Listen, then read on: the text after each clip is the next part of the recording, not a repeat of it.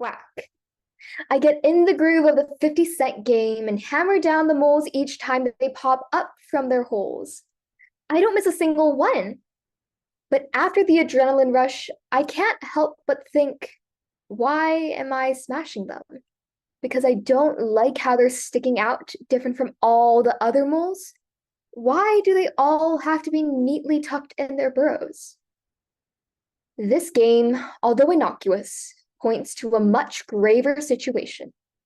We favor those in our clique, but give the cold shoulder to outsiders who stick out without much hesitation.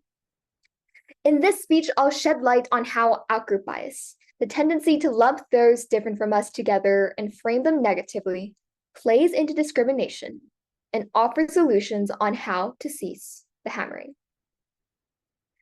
When Muslims first came to Daegu, South Korea, where I live, locals welcomed them with wide arms because the newcomers rejuvenated the economy in the slums.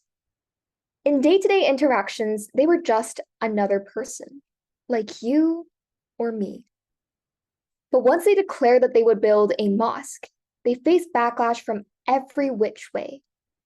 The protesters displayed pig carcasses in front of the Muslim prayer house and poured lard on nearby streets, all in an attempt to tell the Muslims to get out. In one-on-one situations, we saw these Muslims as our neighbors, but in a group scenario, we instantly lumped them together and said, "Get out of my country, you terrorist." Group polarization, a phenomenon where people in a group develop more extreme views or opinions on a topic due to the influence of others, perpetuate this problem.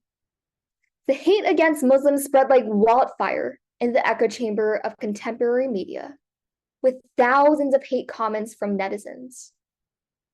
But does everyone despise Muslims to the point where they would intentionally blaspheme the religion? Not many are. In fact, 71% of Koreans actually harbored positive perceptions of how devout Muslims were to their faith. However, when anyone tries to voice moderate opinions, extremists instantly say, "You're a traitor who doesn't care about our country."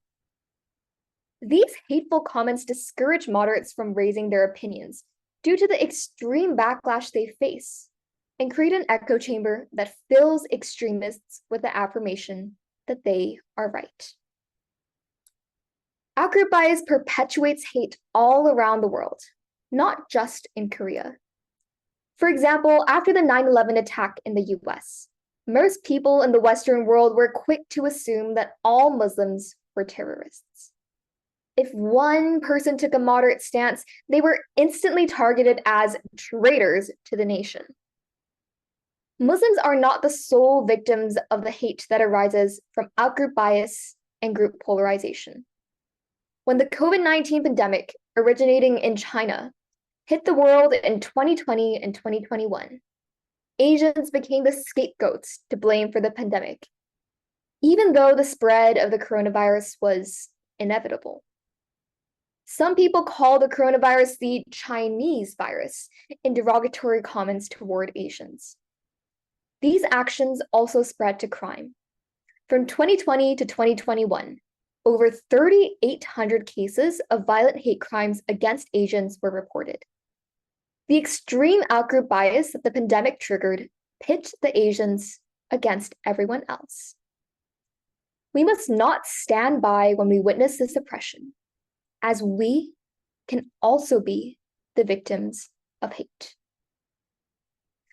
Now that we've looked into how we whack at moles and discriminate against people, let's look into how we can cease the hammering. First, we must see through the echo chamber and realize that our actions hurt the minority, whether it be whacking down the moles or bystanding.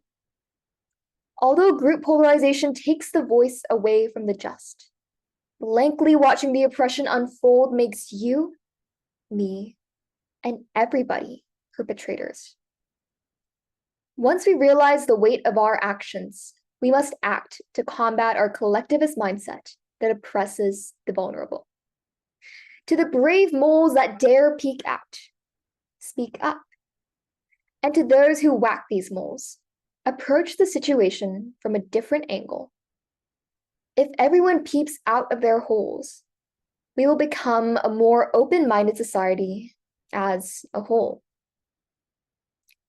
Respect and education are the keys to changing the implicit biases that underlie discrimination, and it's surprisingly attainable.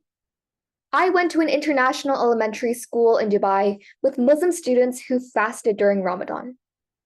Even though most of our student population was non-Muslim, when Ramadan season rolled around, the employees draped the outer walls of the cafeteria in black cloth to make sure that any Muslim student passing by wouldn't have to watch their friends indulge themselves. The non-Muslim students also made sure not to drink water or eat anything in the classroom to respect those who fast. During this process, we learned to respect other cultures and view people as individuals instead of lumping them together into stereotypes. The next time you hold a hammer in your hand to whack a mole and discriminate against people, place yourself in the shoes of the oppressed creatures that hide in their burrows. In a world where everyone pops up to see the light, we see less hate that arises from differences, less discrimination, and more acceptance. Because no matter how hard the player hits the mole pops out time after time until the game ends and the hitting stops.